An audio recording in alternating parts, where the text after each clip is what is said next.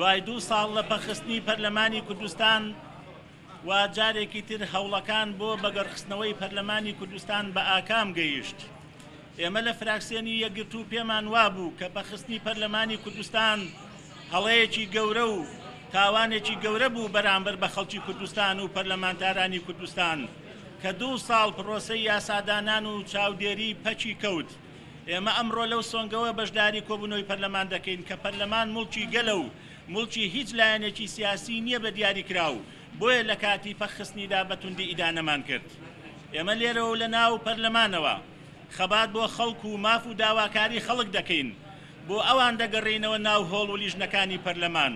لێرەوە ڕای دەگەێنین کە لەگەڵ زۆربەی حزب و لایەنە سەرۆکیەکانی کوردستانی باشوور و فراکسیۆنەکانی پەرلەمانی کوردستان پێک هاتوین و بڕیارمان داوە کە نەخشە ڕێگای داهاتوومان خەباتی بێوچان بێت لە پێناوی ئەم ڕەهەندە حکومڕانی و ژیاریانەدا. یەکەم، کاراکردنەوە و ئاساییکردنەوەی پەرلەمانی کوردستان بەردەسەڵاتی ڕاستەقینەوە. دووەم، پشتیوانی لە ڕیفراندۆمی گەلی کوردستان بە ناوچە کوردستانیەکانی دەرەوەی هەرێمی کوردستانەوە بەرەو سەربەخۆیی و زەمینەسازی یاسایی و سیاسی و کۆمەڵایەتی بۆ سەرکەوتنی ئەم پرۆسەیە لە ڕووی یاساییەوە بە پاڵپشتی پەرلەمانی کوردستان بۆ ئەم پرۆسەیە و چاودێری پرۆسەکە بکات و لە ڕووی کۆمەڵایەتیەوە دڵی هاوڵاتیان خۆش بکەین بە باشترکردنی موچە و بژێوی و ژیانیان و لە ڕووی سیاسیشەوە بە دروستکردنی کۆدەنجی نیشتیمانی. سێهەم، کۆتایی هێنان بە پاشەکەوتکردنی موچەی فەرمانبەران و جێگیرکردنی سیستیمێکی هاوسەنگ بۆ موچە.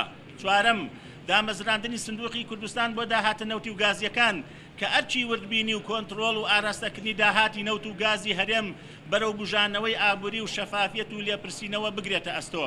پێنجەم، بڕیاردان لەسەر سەربەخۆیی تەواوی دەسەڵاتی داروەری. شەشەم، جێبەجێکردنی بەرنامەی بەرەو بەرەنگاربوونەوەی هەژاری و بێکاری. حوتەم، کاراکردنی دەسەڵاتی نەزاهە و بەرنامەی بەرەنگاربوونەوەی گەردەڵی. هەشتەم، هەمواری یاسای هەڵبژاردن و پاراستنی مافی ناوچە کوردستانیەکانی دەرەوەی هەرێمی کوردستان بۆ هەڵبژاردننی نوێنەرانیان لە پەرلەمانی کوردستان. نۆیەم، لیژنەی ئامادەکردنی دەستوری کوردستان متمانەی پێ ببەخشرێتەوە کاتی بدرێتێ بۆ ئامادەکردنی دەستوری کوردستان. دەیەم، هەموارکردنی یاسای سەرۆکایەتی هەرێم ژمارەیەکی ساڵی 2005 سەبارەت بەو ڕێکارانەی کە لە ڕۆژانی ڕابردوودا کە لە بەغدا گیراونەتە بەرامبەر بە گەلی کوردستان. پێمان وایە ئەوە بە نەفەسی سیاسی ئاراستەکراون